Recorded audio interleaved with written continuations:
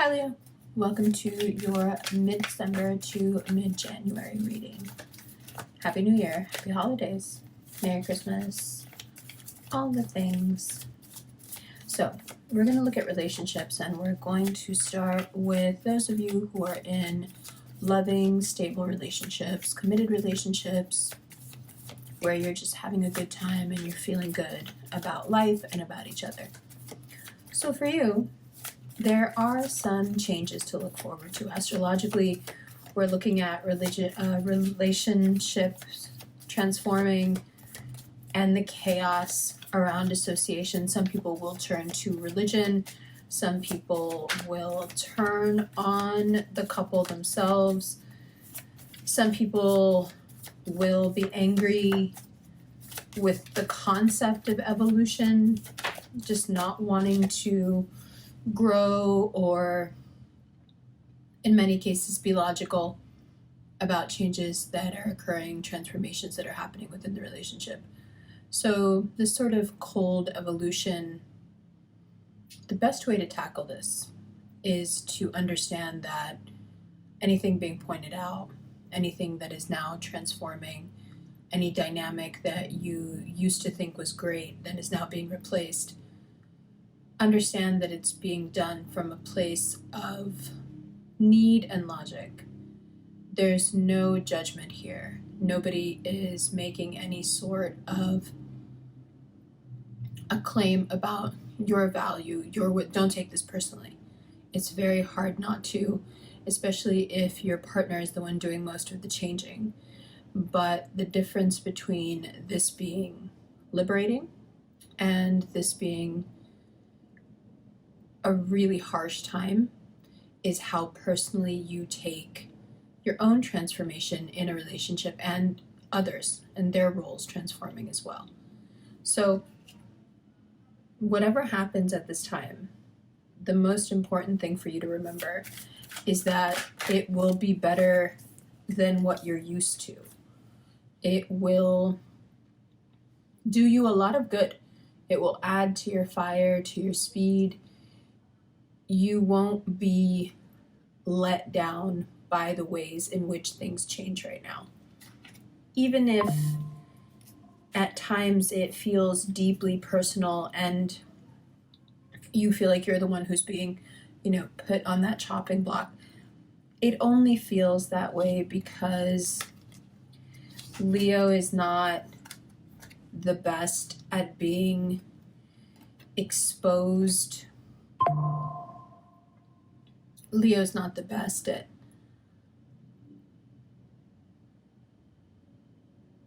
having to share their transformations publicly. It feels public, even if it's with one other person, even if that person is someone that you've been in a relationship with, that you trust. There's still a level of privacy that you maintain. And it's just how you are. But to have to lift that veil, that sacred privacy, and really perhaps go through a messy transformation in front of somebody that you would rather have a very clear image in front of, that can hurt. But this is personal. This has nothing to do with that other person. That other person is not hurting you, is not going to try to hurt you at all. But this can be misconstrued as someone trying to hurt you. Your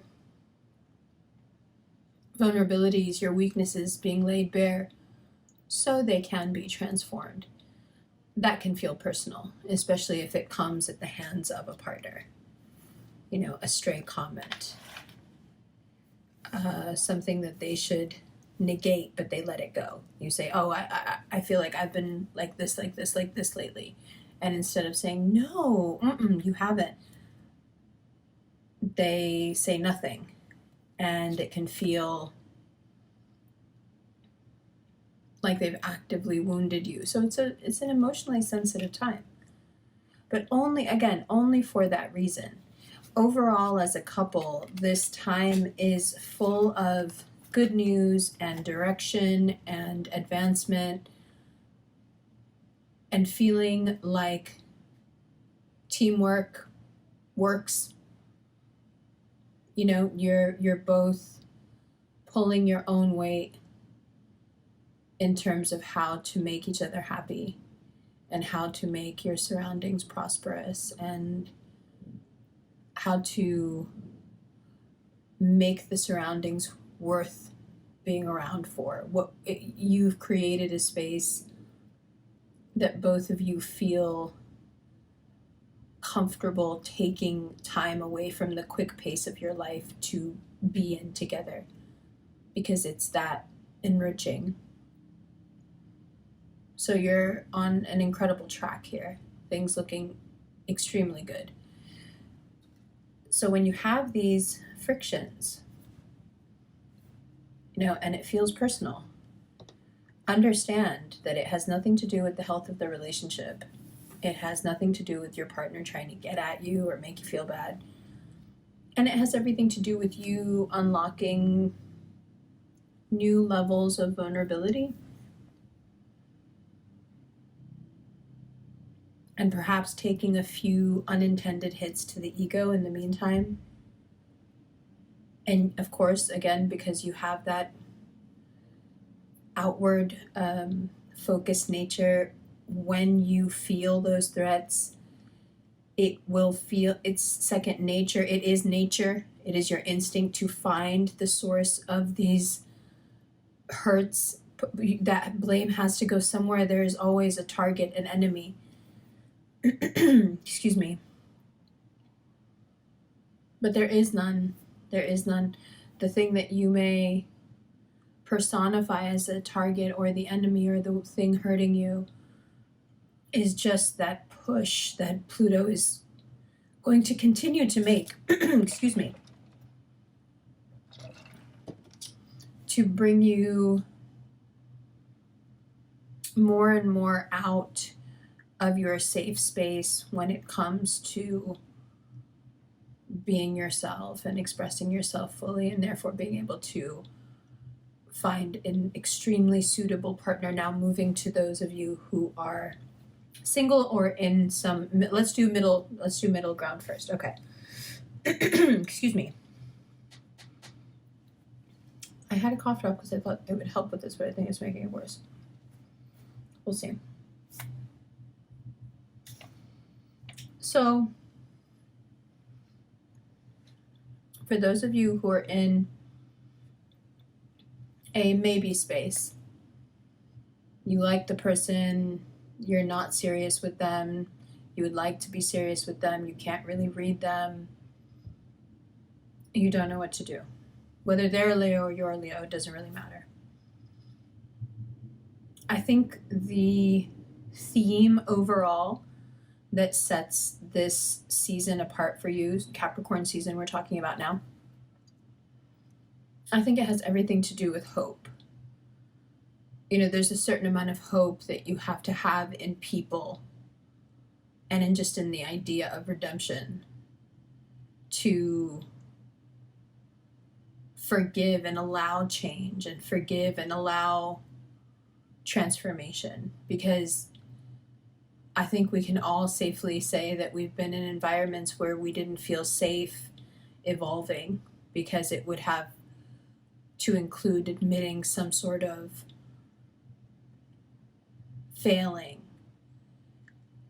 and that's just that can be a hostile environment. Admitting failing, it can feel like a hostile environment being around Leos if you have to admit a failing.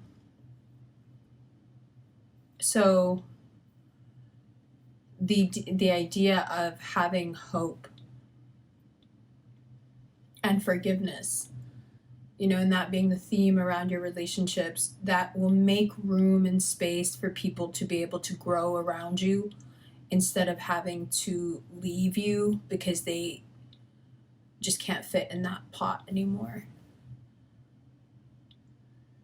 And it, you know, it's weird because if we're going with that analogy, if you have a pot and a plant in it, and you're this sun, and you've been giving it all this light and energy and shining on it, at some point it's going to outgrow the pot that it's in. And it needing to be repotted is in no way a denigration of the light and the love that you've given it. In fact, it's a testament to it. So whether this evolution applies to you or to someone that you're with, the fact that there is growth here is a testament to the light that you shine. And if you look at it that way, and you have hope surrounding the idea of people changing and people fundamentally changing so they're better people and they don't make the same mistakes and they don't hurt you in the same way, I think if you're able to bring hope to these situations and a lot of encouragement and faith in yourself, then it's a really satisfying season, whether you're deeply entrenched in a relationship with someone or you really like someone. If you just really, not just, but if you like someone, you can get to know them through this period of transformations. It may not be the best time to get into a relationship with them or to even broach the subject, but you can learn a lot being around someone right now because you have this plutonic vision now. You see people, associations, relationships through this plutonic lens where there's all this chaos, but amidst the chaos there's an understanding. And you're learning it quickly. And it's fun. But it also requires you to, again, create some space between what you're observing and what your lived experience is going to be for the next 20-something years. And the idea of that somehow balancing out with the fact that you wear your heart on your sleeve and everything can be taken personally and hurt deeply. You're going to, one way or another, whether Pluto has to do it through creating all this chaos in your life or just by you being almost monkish about it, you have to detach from an idea of yourself.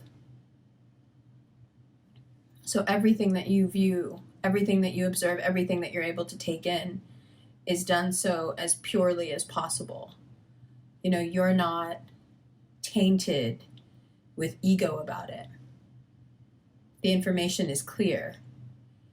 And it makes you a very valuable resource, again, if you want to be in a relationship with someone, whether you're the Leo or they're the Leo, it makes you a very valuable resource to have such clarity of vision. And even though so much of our culture is cynical and sort of based around the idea that hope doesn't exist and everything is finite and we're just cogs in a machine, there is something very idealistic and forward-thinking about believing in people and allowing people to grow around you and to change. And celebrating that instead of clinging to what you might have hoped it would have been. It's hard to let go of what our ideals have been, the way we think it should look.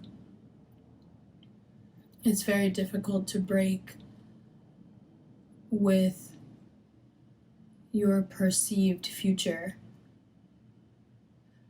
But if you consider the human cost you pay for trying to make people fit into molds that they're not made for, I think if you relate to them as people instead of things that you move in and out of your stage play, instead of props. Then you'll find that this is a very enriching time in many, many ways. You can develop extremely deep relationships and transform already deep relationships.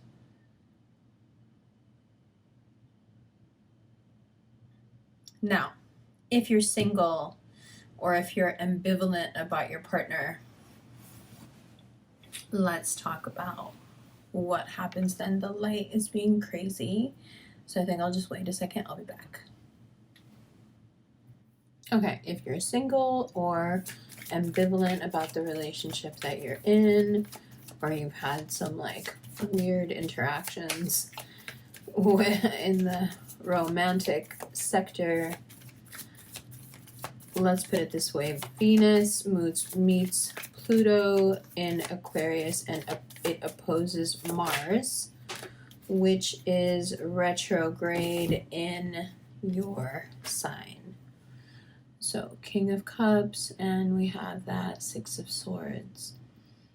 You may find that a lot of what comes up for you at this time has to do with people you resent from the past. And you may be called to examine whether you maintain some of that resentment now, kind of diffused generally over the pool of people you're attracted to. It's not the most pleasant realization, but I think the larger question is, do you want to be with someone who on some level you resent? Whether this is someone from the past or just how you are now? Or do you want to be with someone that you can readily have empathy for? Does your past color your future by limiting your ability, your capacity to care and perhaps even unconditionally love someone? So Capricorn season for you, if you're single, is, are you ready? And Capricorn season says no, you're not ready at all. And you may know that, but perhaps it's a mystery to you why. So it's a season of constantly having it come up for you. What are the ways in which you resent the people that you're attracted to, or you resent the idea of a relationship perhaps, or whatever your feelings are, your limiting beliefs, as we would say in psychocybernetics, around relationships, they come up. Now, that's not to say that you can't easily meet someone right now, but it will be someone who is an embodiment of all the things that you will later resent. It will be the embodiment of this lesson of not being ready, and perhaps a way of throwing it in your face how little empathy you have for people right now that are romantically interested in you. For some of you, it may be the complete opposite. You meet someone and you have an enormous amount of empathy for them from the moment you meet them. And that is its own red flag. Why am I so easy and willing to pour everything into someone that I don't know at all? So things vary drastically in Capricorn season depending on what level of commitment you're at in your relationship. Just to recap, right at the top, we have energy creating more energy, and as long as there's no ego involved, just having a really great time and growing together and leaving behind what even the things that do work. A little difficult for a fixed sign, but again, then we have that Leo, the moon, the Knight of Swords, having to perhaps crack the ego a little bit. The people that are in not as committed relationships, situationships, things are unsure, but they're in love, or would like to be in love with this person. The ego is going to take some tumbles here and there as your hidden fears, your hidden insecurities, your hidden limiting thoughts about yourself are exposed. And none of it is being done because someone wants to purposefully hurt you. None of it is personal, although it will feel extremely personal, right? And then if you're single, a veritable minefield of people around you that can't wait to be your lesson in how not ready you are.